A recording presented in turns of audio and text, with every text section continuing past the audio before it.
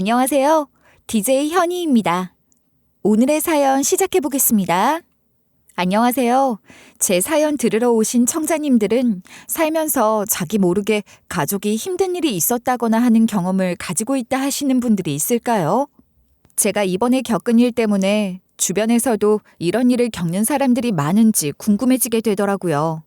아무튼 저는 가족을 절대 이 세상 어느 것과도 바꿀 수 없다 생각하는 사람인데 가족이 이런 일을 겪으니 정말 화로는 참지 못할 만큼 분노가 치밀어 오르더군요.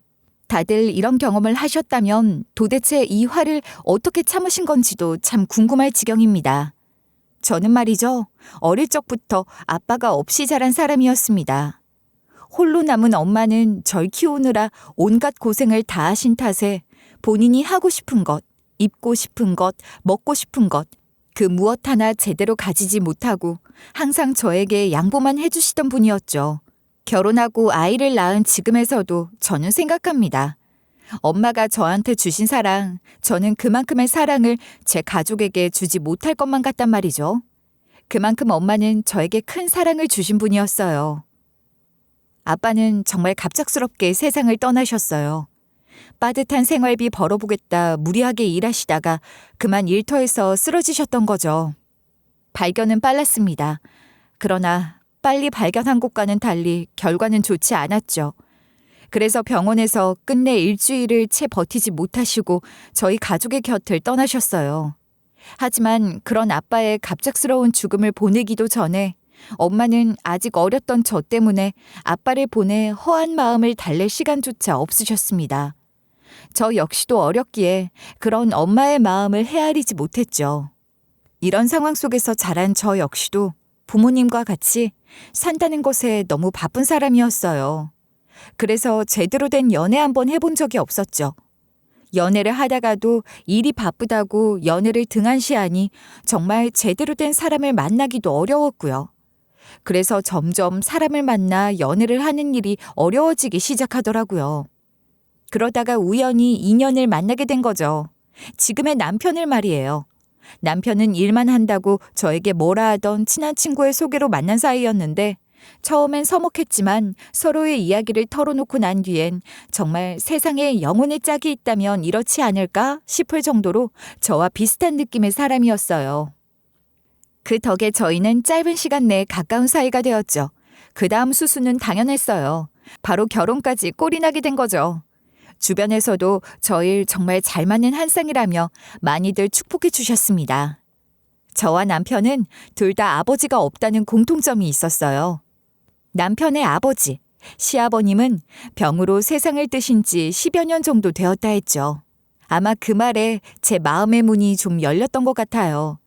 그리고 남편과 통하는 것들, 그러니까 예를 들어 취미나 생각 같은 것들이 정말 많다 싶어서 결혼까지 마음먹게 된 거예요.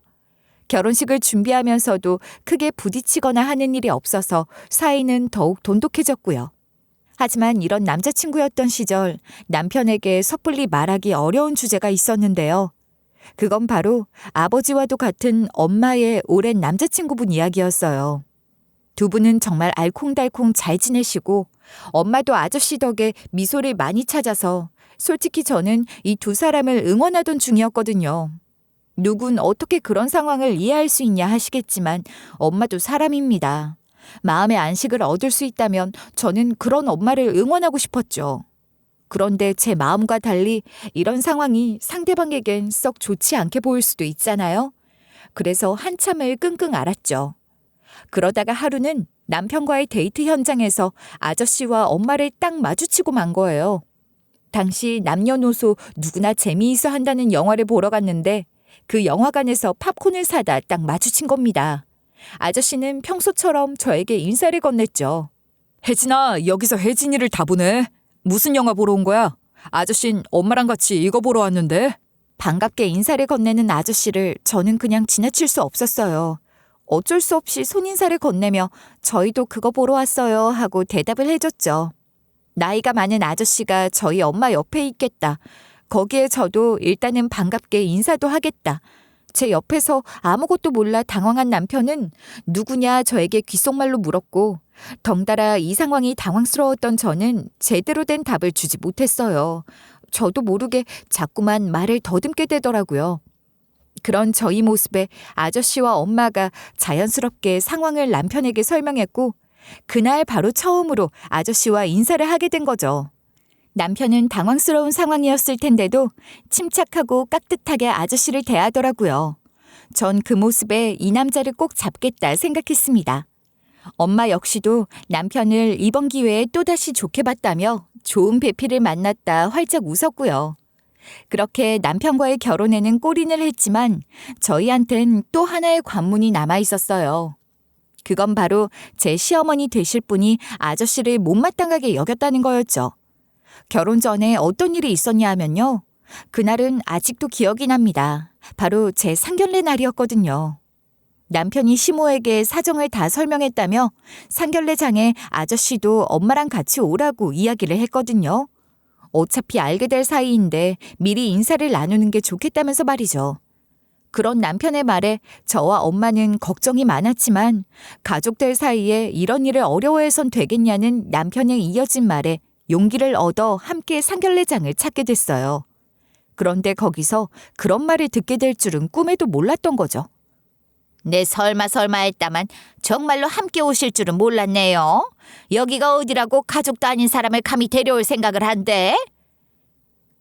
하지만 아니나 다를까 시모는 아저씨의 존재를 엄청나게 불편해하셨습니다. 시모의 말에 엄마는 역시나 괜히 데려왔구나 싶어서 표정이 잔뜩 굳으셨어요. 그런 엄마의 모습에 제 옆에서 엄마 내가 다 설명했는데 왜 또 그러세요? 하는 남편. 그런 남편의 말에도 되려 시모는 이런 말을 하며 엄마를 돌려서 비난을 했죠. 너희는 아직 어려서 모르나 본데 이런 자리에 가족도 아닌 사람 데려오는 건 말도 안 되는 일이다. 세상 사람들이 손가락질해. 엄마 제발 좀요. 엄마 말고도 제가 소중하게 생각하는 사람이에요. 그런 사람 가족인데 그 사회적 통념이라는 게 뭐가 그리 중요해요?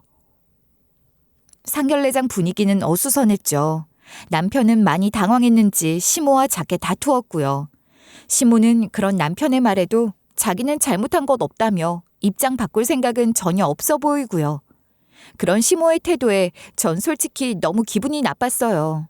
그렇게 좋아하던 남편과의 결혼도 미뤄야 하는 거 아닌가 싶은 생각이 들 정도로요. 그래서 상견례 도중에 남편과 살짝 나가서 남편에게 이런 제 마음을 말했죠. 어머님이 그렇게 생각하시는 줄은 꿈에도 몰랐어. 당신 나한테는 어머님도 다 이해하고 계신다고 했었잖아. 아무튼 나 우리 결혼 생각 좀 해봐야겠다. 이대로 결혼하는 건 아무리 생각해도 아닌 것 같아. 결혼을 미루자고 얘기했지만 남편은 저를 놓아줄 수 없다면서 울면서 저에게 말을 했습니다. 남편의 눈물을 보니 또 마음이 착잡하더군요. 제가 결혼하는 사람은 남편인데 시모의 이런 행동 때문에 왜 이 지경까지 온 건지. 그래도 전 제 가족을 비꼰 시모에게 크게 실망을 했기에 남편의 눈물에도 난 생각할 시간이 좀 필요해 하고 단호하게 말했습니다. 그런데 그런 제 마음을 흔든 사람은 따로 있었죠. 그건 바로 저희 엄마였어요. 제가 결혼을 재고하겠다는 말을 남편에게 하고 왔다 말하자 엄마가 조용히 저에게만 들리는 목소리로 이렇게 말을 하더군요. 사돈 말도 내 이해한다. 솔직히 사위가 괜찮다 하더라도 내가 반대를 했어야 했는데 너 생각 잘해야 해. 사위 같은 사람 어디 만나기 쉬운 줄 아니? 그러니 다시 생각해. 너도 네 남편 입장은 한번 생각을 해봐야지. 저와 엄마가 본인을 앞에 두고 둘이서 귓속말을 하고 있으니 시모가 역시 경우가 없네 하면서 화장실을 갔어요. 그런 모습에 더욱 마음이 결혼을 미루자는 쪽으로 기울어지기 시작했죠. 그래서 그런지 오히려 본인이 조금 더 생각하고 행동했어야 한다는 엄마의 말에 더 울컥하게 되더라고요. 왜 지금까지 절 위해 희생해온 엄마가 주변 사람들 눈치까지 보면서 살아야 한다는 생각에 더 그랬던 것 같아요. 엄마랑 아저씨가 뭘 그리 잘못했다고 그런 말까지 들어야 해? 솔직히 나 이번만큼은 제대로 못 넘어갈 것 같아. 아무리 시어머니라지만 말이 너무 심하잖아. 잔뜩 화가 나서 말을 가리지 못하고 저도 모르게 버럭했지만 그런 제 마음을 달래준 건 오히려 엄마와 아저씨였습니다. 두 사람은 자신들을 비난했던 시모의 태도가 비단 잘못된 것만은 아니라 저를 달랬죠. 엄마야 제 엄마라지만 아저씨 또한 남편의 입장을 이해해줘야 한다면서 이야기를 해주더라고요. 혜진아, 아저씨랑 내가 부부 사이면 모를까 세상이라는 게 그래. 이번엔 우리가 잘못했으니 그냥 결혼은 예정대로 진행하렴. 박서방이 저렇게 펑펑 우는데 우리가 박서방한테 그러면 안 되잖니. 혜진아, 아저씨는 괜찮단다. 내가 보기엔 남편 될 청년은 아주 좋은 사람인 것 같은걸. 괜히 아저씨 때문에 좋은 사람 놓치지 않았으면 좋겠구나. 아저씨까지 옆에서 이렇게 거들어주니 화가 점점 풀리긴 했죠. 그래요. 내 남편은 좋은 사람임에는 틀림없습니다. 하지만 그런 이야기를 들었는데도 불구하고 오히려 태어난 엄마와 아저씨를 보니 저는 더욱더 죄스럽더라고요. 엄마는 울고 있는 남편에게 따뜻한 말을 하며 다독이고 있었고 화장실을 갔다 돌아온 시모는 그런 아들의 모습을 당황스럽게 바라보며 아니 얘가 왜 이래? 하고 계시더라고요. 아저씨는 일부러 그쪽과는 거리를 두시고는 저를 보고 빙긋 웃으며 말씀을 하셨습니다. 아무래도 시어머니 되실 분은 혼자 오셔서 셈이라도 나신 모양이다. 그 정도는 이해할 수 있지 않겠니? 그래도 저 모습을 보면 자기 자식만큼은 정말 중요하게 생각하시는 것 같고 네 남편도 사람이 참 좋으니까 앞으로 잘해나가면 될 거야. 엄마와 아저씨는 끝까지 시모에게 예의를 지키며 인사를 했습니다. 끝까지 시모의 표정은 좋지 않았지만 며칠 후 남편이 무슨 말이라도 했는지 시모에게서 연락이 왔습니다. 아들 장가 보낸다고 생각하니 괜히 심통이 났었다며 서운해 말아라. 앞으로는 잘 지내보도록 하겠다고 그날 말도 퉁명스럽게 했다며 미안하다고 말이죠. 속 시원하진 않았습니다만 엄만 그 정도도 성질 많이 죽인 거 아니겠냐며 이해해 주라고 하셨습니다. 엄마와 아저씨의 말에 결혼식은 그대로 진행하게 됐지만 그 이후로도 시모의 빈정거림은 끝나지 않았어요. 저에게 형식적으로 사과했던 일은 마치 남편이 시켜서 억지로 한 행동인 것처럼 결혼 후의 상황은 이전 상견례장에서 보였던 것과 다를 바가 없었죠. 분명 식 올리기 전까지는 잠잠했던 사람이 식을 올린 후에 태도가 싹 바뀐 것만 해도 마치 이런 마인드 같았습니다. 니까짓게 이제 결혼도 했겠다. 시어미인 나한테 큰 소리나 칠 수 있겠어? 하고 말이에요. 시댁에 방문을 할 때면 이때가 기회다 싶었는지 남편은 못 듣게 제 귓가에다가 그렇게 속살거리더라고요. 아무리 사별했어도 자식이 있는데 어떻게 재혼도 아니고 연애를 하니? 그것도 그 나이에. 난 그런 사람들 이해가 안 간다. 너도 그렇지 않니? 사돈이 지금 저번에 온 그 산적 같은 놈이랑 연애 중이라 했지? 내가 깜빡했네. 이런 말을 하면서 제 화를 도두기도 했고 하루는 저한테 직접적으로 이런 말까지 하는 거예요. 남편이 회사에서 야근을 하고 늦게 간다며 저에게 먼저 시댁으로 가 있으라 말한 날이었죠. 넌 정말 속도 좋다. 어떻게 너랑 그 아저씨가 그렇게 지내는 걸 인정하고 살았니? 정말 착해도 애가 너무 착해. 그런데 내가 궁금해서 말이야. 그 아저씨 혹시 너희 집에 자주 들락날락거린 건 아니니? 불쾌했죠. 각 가정마다 다 사정이 있는데 이런 식으로 비꼬아서 말하는 시모의 태도가요. 그래서 저도 모르게 한마디 하고 말았습니다. 어머님, 아무리 그래도 들락날락이라뇨. 저희 엄마와 아저씨 좋은 마음으로 만난 지 제법 오래된 사이세요. 어머님이 그렇게 말할 일은 아닌 것 같습니다. 하지만 제 말에 시모는 오히려 자기가 뭘 잘못했냐며 저에게 나랑 아주 맘먹자는 거지? 아무튼 그래서 내가 뭐 사돈 욕을 했어? 흉을 봤어? 왜 그렇게 민감하게 반응한대? 그냥 내 말에 괜히 찔리니까 그러는 거 아니냐? 이러면서 말대꾸 한 번 했다고 아주 막말을. 아마 남편이 빠르게 퇴근하고 오지 않았으면 참을 수 없어서 그대로 시모와 한바탕 했을지도 모릅니다. 결혼한 지 얼마 되지도 않았기에 좋은 게 좋은 거라 참으며 지내던 제 인내심에 한계가 드러나기 직전이었죠. 남편이 오고 나서 시모는 마치 딴 사람이 된 것처럼 화제를 돌려 다른 이야기만 했습니다. 그에 저는 분통이 터져 집에 가서 엄마에게 하소연하듯 이런 시모의 태도를 전했죠. 남편에겐 어차피 이야기를 해도 또 똑같은 상황이 되풀이될 거라 생각했으니까요. 어떻게 사람이 이럴 수 있어? 자기 아들 앞에선 마치 나한테 잘해주는 것처럼 아예 엄마랑 아저씨 이야기는 쏙 빼고 뒤로 남편만 사라졌다 하면 자꾸만 엄마랑 아저씨 일을 입에 올려대니 이게 맞는 거야? 나 지금 이 집안에서 계속 살아도 되는 거야? 그래, 네가 그 말 듣고 속상하겠다. 그래도 어떡하겠어. 그렇다고 박서방이랑 헤어질 수도 없지 않니? 왜? 난 이것 때문이라도 당장 이혼이라도 하고 싶은데. 나 욕하는 건 상관없어. 자꾸 엄마를 비꼬고 욕하니까 그렇지. 에휴, 너무 그러지 마라. 그 사람도 혼자 산 시간이 길어서 사람이 그렇게 된 거야. 나처럼 주변에 좋은 사람 하나만 있었어도 괜찮을 사람이야. 그리고 나 때문에 괜히 너 이혼하고 사는 거 보고 싶지 않다. 이 엄마 마음 무겁게 만들래? 엄마는 겨우 괜찮은 사람을 잡고 결혼까지 한 제가 괜히 자기 때문에 이혼이라도 할까 싶은지 연신 괜찮다는 말, 이해한다는 말만 했습니다. 그러다 나중에는 남편 역시도 이런 시모의 모습을 보게 됐는데요. 그런 모습을 볼 때마다 항상 제 편을 들어주었죠.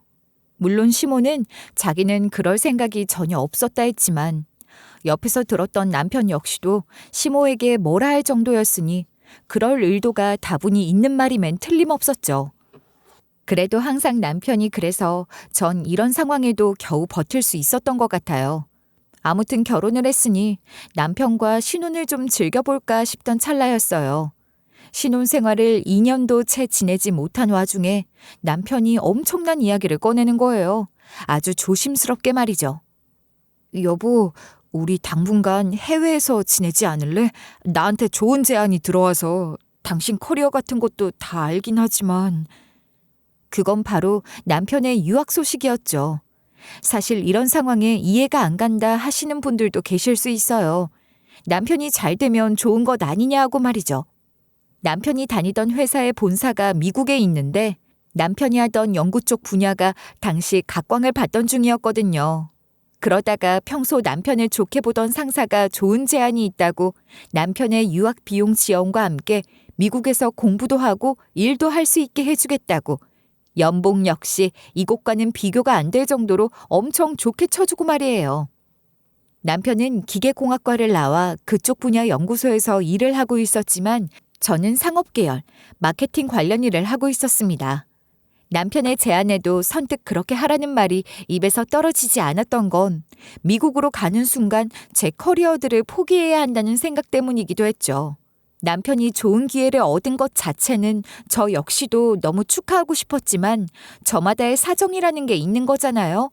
게다가 언어만 배워서 거기서도 일을 하면 되지 않냐는 분들도 계실 것 같은데 미국이라는 나라가 그렇게 호락호락하지 않습니다. 자국민을 우선으로 하는 나라에서 한국이라는 좁은 땅덩어리에서 온 약소국 외국 노동자를 먼저 채용해줄 가능성도 낮고요.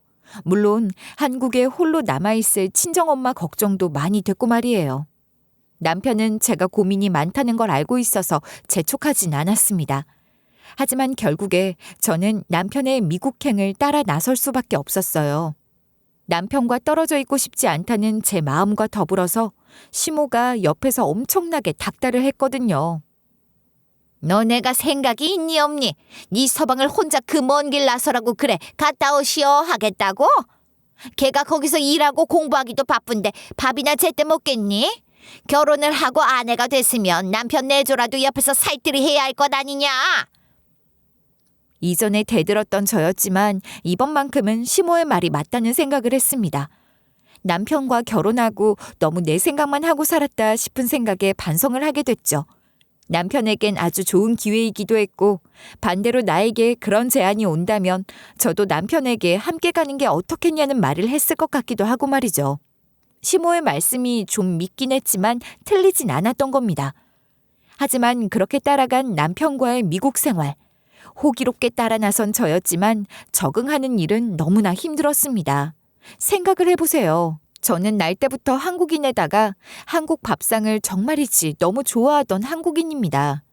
요즘은 글로벌 시대라 생각해서 저 역시도 처음엔 어디서든 한식 즐길 수 있다. 안 되면 내 손으로 만들면 되는 일이지 하고 생각을 하고 떠나온 미국이었지만 제 생각처럼 인생은 흘러가지 않더군요. 예를 들면 그래요. 하루는 밥 차리기 싫어서 외식을 하자 남편에게 제안을 해서 밖에 나가게 됐는데 먹을 만한 음식이 하나도 없더라고요. 더군다나 남편과 지내던 도시 자체도 번화가가 아니라서 정말 다양하게 음식을 찾아 먹을 수 있는 것도 아니었고요. 겨우 있는 햄버거 가게 역시도 한국인인 제 입맛에는 전혀 맞지 않는 곳이었어요. 제 남편 역시도 제대로 음식을 즐기지도 못했고요. 그럼 장을 봐서 그냥 집에서 해먹지 그러냐고 하시겠죠? 이것도 정말 힘든 이야기입니다. 미국이란 나란 정말 생각보다 엄청나게 거대한 나라예요. 그래서 그런지 식재료가 조금만 특이해도 가격이 한국이랑은 비교가 안 됩니다. 제 생각과는 다르게 고기 딱 하나만이 한국보다 엄청 저렴하다는 장점이 있었죠. 그 이외에는 한국의 물가는 거의 저리 가라 할 정도로 금액이 너무 많았어요. 거기다 인종차별에 대한 법이 세다 듣기도 했고 저 역시도 이런 인종차별하는 사람들 말을 뭐 들어봤자 기별이나 가겠어 하고 생각했지만 막상 앞에서 인종차별을 당하니 속이 굉장히 상했습니다. 강하다는 법과 반대로 인종차별하는 사람의 수도 적지 않았고 말이죠. 그렇게 어쩌다 하루는 이런 인종차별적 행동을 당하고 나선 펑펑 울면서 엄마한테 전화해 하소연하곤 했어요. 아니 솔직히 외모 가지고 뭐라는 건 그래 좋다 이거야. 그런데 엄마, 주변 사람들이 내가 동양인이라고 따돌리는데 영어도 서툴러서 아무 대꾸도 못하는 그게 너무 서럽더라. 여기가 한국이었으면 내가 이렇게 당할 사람도 아닌데 하는 생각도 들고. 그랬구나. 괜찮아. 어디 타양살이가 쉽겠어. 그 사람들이 부족해서 너한테 그러는 거야. 기죽지 말고 힘내. 우리 딸 여기서도 잘 살았는데 거기서라고 못 견디겠어? 딸은 잘할 수 있어. 그리고 영어 그깟것 계속하다 보면 느는 거 아니겠니?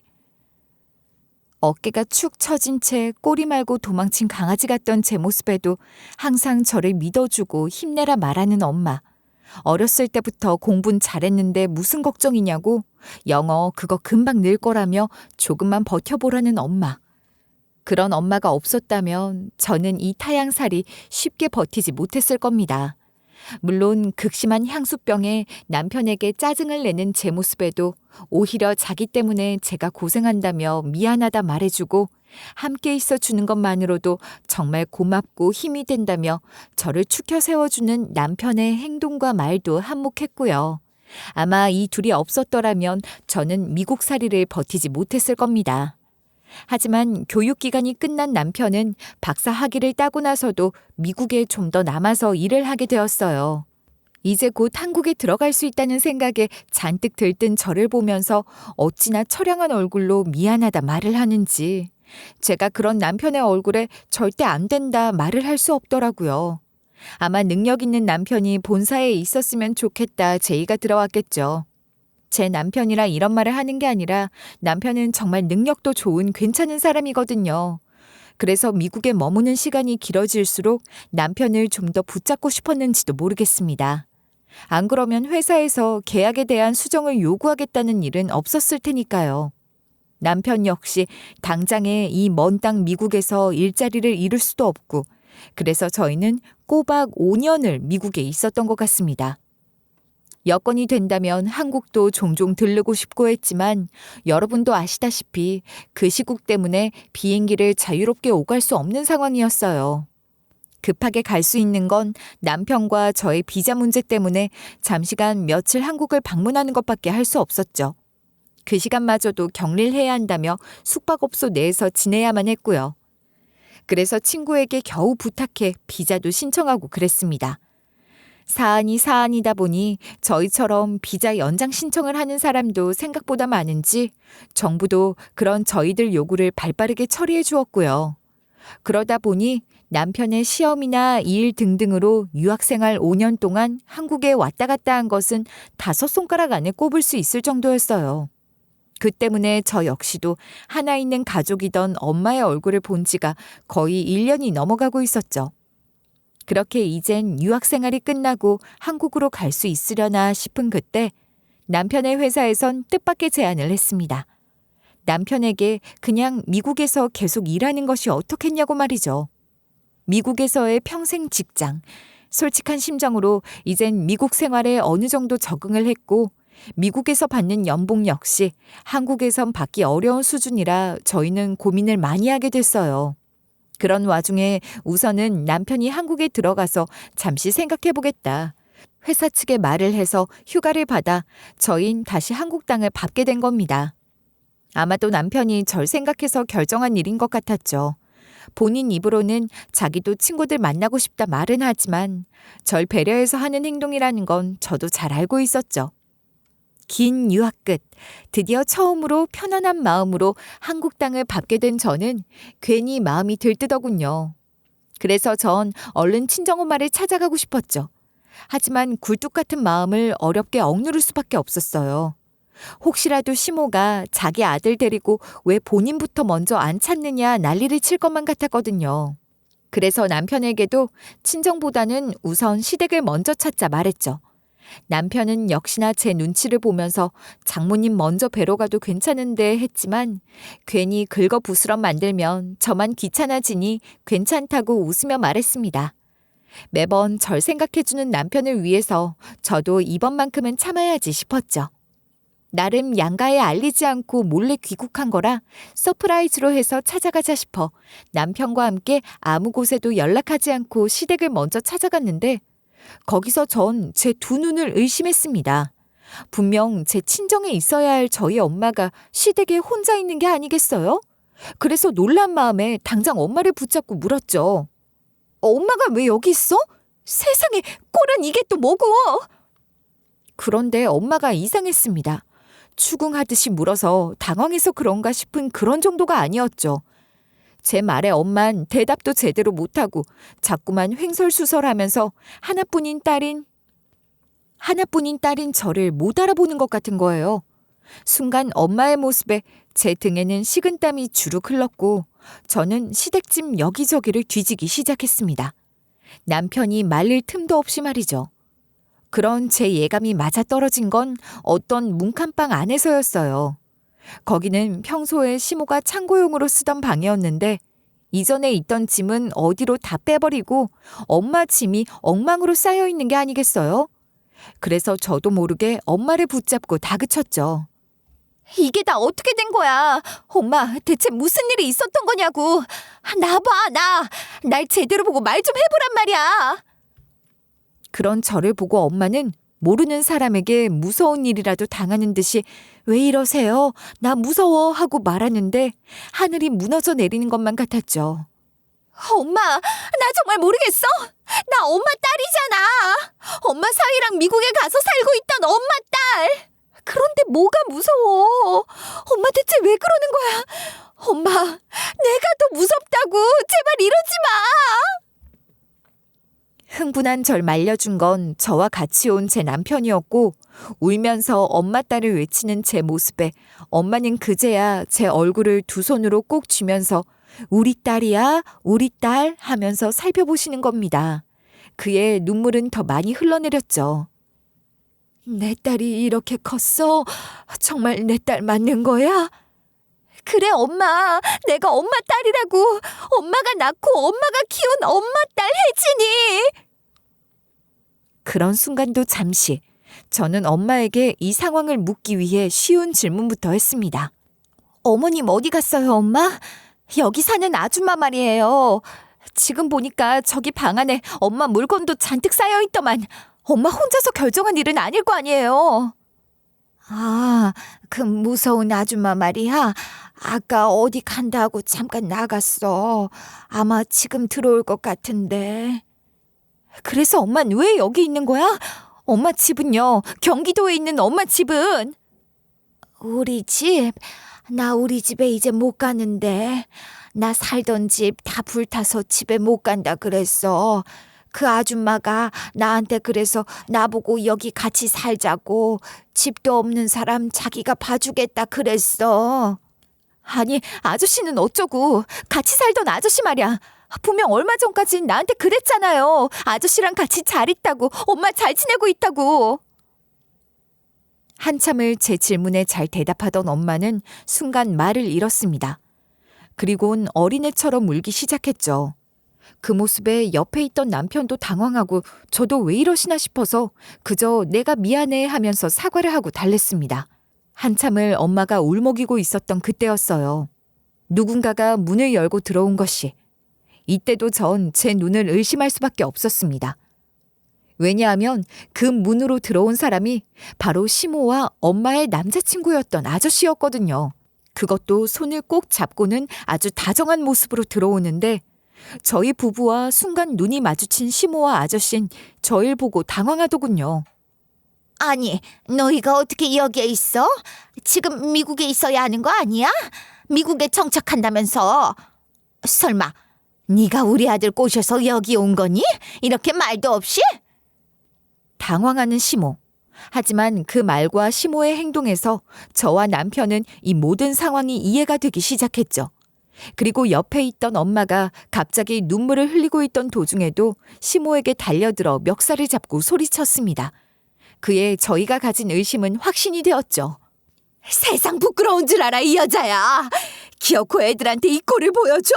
네 아들 앞에서 다른 년 남자랑 바람난 꼴 보여주니 어때? 이제 속이 시원하냐? 생전 큰 소리를 내지 않던 사람이었어요.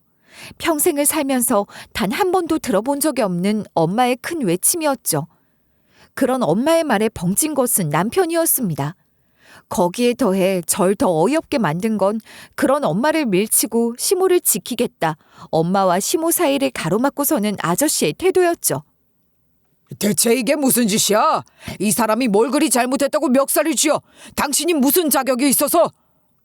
그대로 내팽개쳐진 엄마. 그에 전 순간적으로 화가 치밀어 올라 큰 소리를 냈습니다. 아저씨야말로 지금 미친 거 아니에요? 뭐? 엄마한테 멱살을 쥐었다 큰 소리를 내?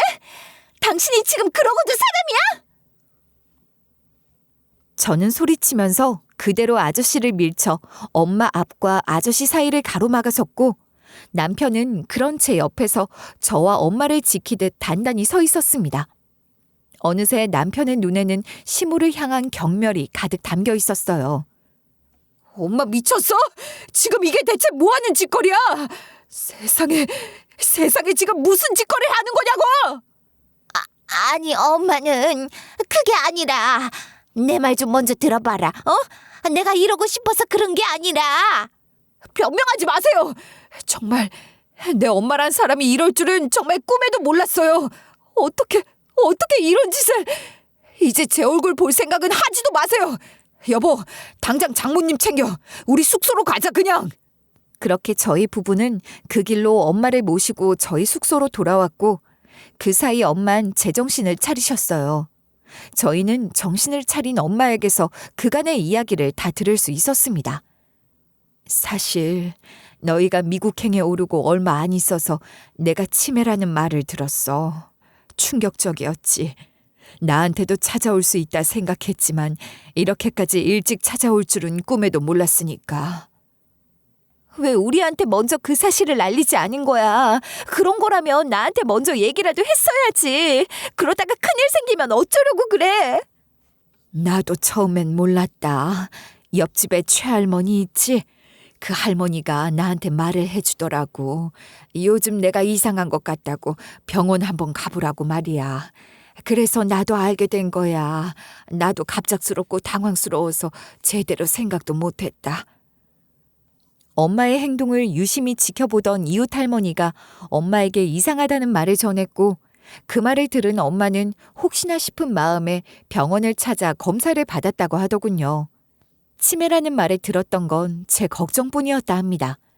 가뜩이나 혼자의 외로움 잘 타는 제가 엄마의 상황을 알면 더 힘들어할까 싶어 저한테 섣불리 말할 수 없었다고 하셨죠.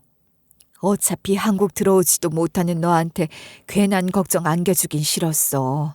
내가 아프다 하면 박서방 밀어두고 너 혼자서라도 한국 들어오겠다 할 것 아니니. 나랑 네 신경 많이 써주는 박서방한테도 민폐 끼치고 싶지 않았다. 장모님, 아무리 그러셨어도 저희한테 말은 하셨어야죠. 장모님이 이러시면 저희 집사람이 나중에 장모님 보고 어떤 생각을 하겠어요. 박서방 말이 무슨 뜻인지 나도 알아. 그런데 엄마라는 게 그런 걸세. 아무리 내가 힘들더라도 내 자식만큼은 고생길 걷게 하고 싶지 않은 법이거든. 엄마는 혼자서도 끙끙 앓을 정도로 걱정이 많고 힘든 상황에도 어차피 제가 남편을 두고 한국으로 돌아오기 힘든 상황임을 알았으니 말하지 말자 싶었다더군요. 혹시라도 자기가 말을 해서 남편과의 사이가 틀어질까 고민도 됐다 하고요. 그런데 다들 아시죠? 치매라는 병은 낫는 병이 아니라는 걸 말이에요. 다행스러운 건 엄마의 치매는 진행 중에 있지만 이웃 할머니가 아주 초기에 발견해 주셔서 요양병원을 들어가거나 하는 상황까지는 아니었단 거예요. 그래서 꾸준히 병원을 다니면서 혼자서 관리는 할 수 있었다 하더군요. 하지만 치매가 나타나면 위험할 수 있었기에 옆에서 보살펴줄 사람이 필요했죠. 제 걱정도 다 이런 곳에서 나온 것이었고요. 그런데 그 두 연놈 때문에 엄마는 큰 충격을 받게 된 거예요. 이 아저씨와 시모가 바람을 피고 있는 현장을 엄마의 두 눈으로 직접 목격하게 된 거죠. 이 두 연놈이 아주 간도 크게 엄마가 다니는 병원 근처에서 데이트를 하고 있었다 하네요. 엄마가 치매라는 사실을 아저씨한테만은 말을 했기 때문에 그 병원 위치도 다 알고 있었을 텐데 말이에요. 아무튼 그 바람에 엄마는 충격으로 치매 증세가 더욱 심해졌고 이 때문에 집도 홀라당 태워 먹으신 겁니다. 엄마의 말에 충격받은 것은 남편 역시 마찬가지였어요. 설마 하고 시모에게 대차게 한마디 하고 뛰어나오긴 했지만 상황이 이렇게나 심각할 줄은 남편도 몰랐던 거죠. 엄마의 이야기가 끝나고 저는 참지 않았습니다. 그간 당했던 것도 있고 감히 엄마한테 이딴 짓거리를 한 두 연놈에게 일단 한마디 몰아붙여야 화가 풀릴 것 같았으니까요. 그래서 당장에 친한 친구에게 엄마 좀 돌봐달라 말을 하고 남편과 함께 시댁으로 다시 달려갔죠. 남편 역시도 저와 비슷하게 단단히 화가 났기 때문에 그런 제 행동을 말리지 않았습니다. 오히려 이 온화하던 사람이 이것만큼은 봐줄 수 없다는 듯이 먼저 앞장서서 걷기도 했죠. 도착한 저는 발을 동동 구르며 어쩌면 좋아 하고 있는 시모의 멱살부터 잡았습니다. 이 미친 사람들아, 당신들이 이러고도 사람이야? 사람이길 원하냐고? 어떻게 다른 것도 아니고 아픈 사람을 가지고 장난치를 쳐? 그러다가 다시 집을 찾은 저와 남편을 보곤 아저씨도 방에서 급하게 달려와 변명하려 했지만 제가 단번에 그 말을 끊고 소리를 쳤죠. 그러자 시모는 억울하다는 듯이 말했습니다. 안 그래도 사돈한테 죄책감이 들어서 일단 내가 보살피고 있었다고. 게다가 나 아니었음 그 불탄 집에서 불황자 신세로 있었을 네 엄마 보고 싶었던 거니? 넌 나한테 못해도 네 엄마 일에 관해선 고맙단 말 한마디는 해야 한다고. 세상에, 지금 그걸 말이라고 하세요? 어떻게 사람이 이렇게 뻔뻔할 수가 있지? 저기요, 양심은 어디다 팔아먹고 그딴 소리를 짓거려요? 정말 사람도 아니구나, 당신들! 뻔뻔하게도 본인은 절대 나쁜 사람이 아니라고 말하는 시모. 시모가 하는 말도 어떻게 보면 일리는 있을지 모르겠지만 지금 이 상황에서 도리를 따지고 말고 할 게 없었죠. 다만 엄마는 진짜 오갈 곳이 없는 상황이었기에 그간 돌봐준 것만은 감사했습니다. 그것만큼은 말이죠. 혼자 방을 구하더라도 또 집을 태워먹는 그런 일이 생길 수도 있는 노릇이고 저 때문에라도 혼자 요양원에라도 들어갈 수 없는 노릇이었을 거고 아마도 그래서 엄만 시모의 집에 들어가 당분간 지내기로 한 것 같더군요. 자세하게 자신의 속마음을 말해주진 않았지만요. 전 기가 막혀서 제대로 말도 나오지 않아 욕밖에 안 나오던 그때 그런 시모의 말에 두 눈이 돈 건 다름 아닌 제 남편이었죠. 엄마 진짜 정신 나갔구나. 지금 그게 엄마가 할 소리야? 평소에 이 사람한테는 자식 두고 연애한다고 그렇게 장모님을 흉보더니 본인이 더 사람 같지도 않네. 이제부터 어디 가서 내 엄마라고 하고 다니지 마. 내가 다 부끄러우니까.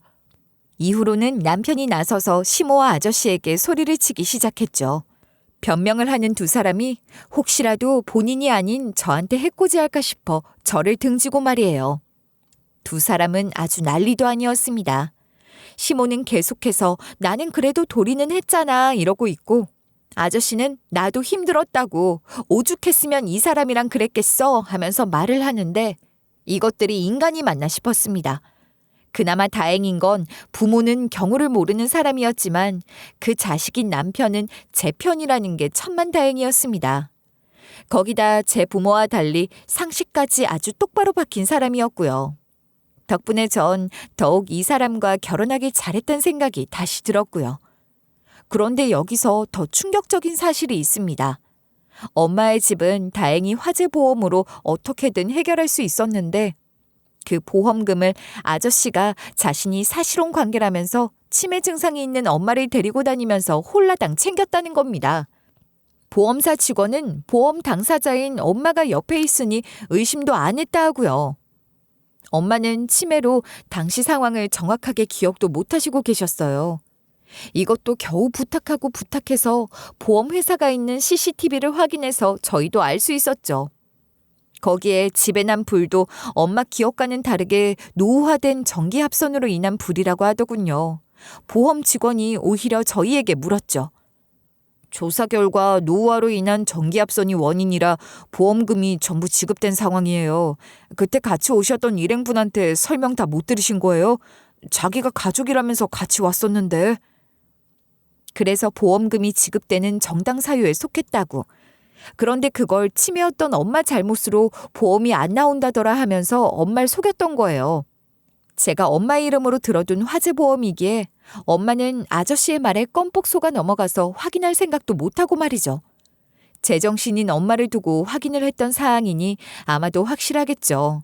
당시가 정확히 생각이 나진 않아서 확신할 수는 없었지만요. CCTV라는 증거가 있었으니.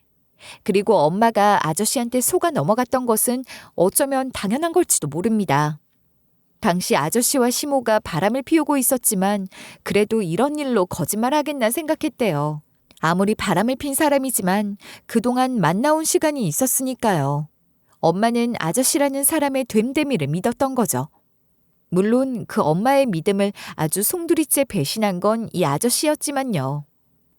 거기다 이유가 어찌됐든 집을 잃고 갈 곳까지 잃은 자신을 받아준 것은 시모였으니 이 두 연놈이 가족이라는 이름을 이용해서 엄마를 단단히 속여먹은 거죠. 저와 남편이 없는 틈을 타서요. 특히나 아저씨는 아주 어이없게도 엄마가 치매라는 말을 함과 동시에 이 시모와 그렇고 그런 분위기를 만들어갔던 것 같더군요. 시모가 연을 끊겠다는 남편에게 무릎까지 꿇고 자기는 잘못한 거 없다면서 싹싹 빌면서 말을 했다고 했거든요. 그런데 더 웃긴 사실은 이렇게 자기 잘못은 없다. 다 저 아저씨가 잘못이다 했던 시모도 말이죠. 아저씨가 그렇게 받은 보험금을 시모와의 데이트 비용으로 함께 썼다는 겁니다. 이 정신 나간 연놈들이 말이에요. 어떻게 사람이 이럴 수가 있는지. 만약 제가 조금이라도 늦게 와서 이 두 사람이 돈을 다 쓰고 그 증거까지 없앤 마당이었으면 일이 어떻게 됐을지 상상만 하는 것도 끔찍했죠. 우리 엄마 화재보험이 있는데 싶어 엄마와 이야기를 해보고 아저씨 모르게 보험사를 통해서 이리저리 알아본 결과 보험금의 행방은 어렵지 않게 알 수 있었습니다. 다들 무능한 경찰이라 하지만 이런 일을 처리하는 데 있어선 아주 발빠르게 처리를 해주더군요. 아마도 금액이 금액이라 보험사에서도 힘을 써준 것 같았습니다. 엄마가 받게 된 보험금은 대략 2억이 넘는 금액이었는데요. 제가 어떻게든 이놈한테서 돈을 찾을 순 없을까 싶어서 알아본 결과 남이 타야 할 보험금을 가로채는 건 횡령에 해당하는 거더라고요. 그 덕에 경찰에 신고를 해서 엄마의 전 남자친구 놈을 혼내줄 수 있었던 겁니다. 경찰은 시간이 오래 걸릴 수 있다 했어요. 정말이지 쉽지만은 않은 길이었죠. 그도 그럴게요. 처음 재판에서 아저씨는 이렇게 주장하더라고요. 전 이 사람한테 생활비 꼬박꼬박 주고 있었습니다. 치매인 사람한테 어떻게 큰 돈을 덜컥 맡깁니까? 안 그래요? 그리고 이 사람 정말 못 본 척 할 거였으면 저희가 책임지지도 않았죠. 자신이 사실혼으로 지낸 기간을 들이밀며 엄마의 보호자였다 주장하는 아저씨. 하지만 저흰 아저씨의 통장 내역, 그러니까 카드 사용 내역서를 제출해서 아저씨의 주장에 반박했죠. 이 겁대가리 없는 놈이 시모의 집으로 카드 내역서가 날라오게 해놨더라고요. 아주 둘이서 살림을 차린 거죠. 어쨌든 그래서 아저씨는 벌금 500만 원형을 받게 되었습니다. 엄마가 치매인 것을 이용해서 횡령한 경우는 업무상 횡령에 해당하여 죄가 더 무거워질 순 있지만 아저씨는 초범이라 이 정도로 그쳤죠. 그래도 벌금만으로 끝낼 순 없잖아요. 그것도 아픈 엄마를 두고 이런 괘씸한 짓을 했던 사람이니까요. 그래서 저희는 바로 재산 반환 청구 민사소송도 진행하기로 했어요. 아저씨에게 형사처벌이 떨어졌으니 민사소송은 당연히 아저씨에게 불리하게 작용하게 되었죠. 자신이 쓴 돈을 도로 다 뱉어내게 된 아저씨는 잠시의 말미를 달라고 사정했지만 저희가 그걸 봐줘야 할까요? 제가 단호하게 시일 내로 돈을 마련해서 가져오라 하자 아저씨는 여기저기 돈을 빌리고 가지고 있는 차나 다른 물건들을 처분해서 어떻게든 돈을 마련해 오더군요. 원래 받을 돈만 받았냐고요? 당연히 아니죠. 저희는 손해배상까지 야무지게 뜯어냈습니다. 지금까지 마음에 큰 상처를 받았을 엄마를 위해서도 말이죠. 그리고 이 미친 시모는 아저씨와 죽어도 못 떨어지겠다 선언을 하더군요. 자신들이 운명이라나 뭐라나. 남편은 대번에 그런 시모에게 질려버렸고 그 말을 한 자리에서 시모와 연을 끊자 선언을 했습니다. 거기에 지금까지 보내던 생활비 같은 것도 이제 일절 주지 않겠다 말했고요. 남편의 말에 시모가 화들짝 놀라며 안 된다 소리쳤지만 남편은 듣지도 않고 시댁을 나왔어요. 그리곤 저와 엄마에게 엄청 미안해하다 지금까지도 용서를 빌 때가 있습니다. 현재 엄마는 저희 부부가 모시고 살고 있어요. 시댁과 연을 끊은 남편은 미국 본사의 이야기를 받아들여서 저와 엄마 그리고 남편, 뱃속의 아이까지 해서 네 식구는 미국에서의 생활을 이어가고 있는 중이죠. 엄마는 제 임신 소식을 듣고 그 덕분인지 지금은 치매로 힘든 시간이 전보다 많이 줄어드셨습니다.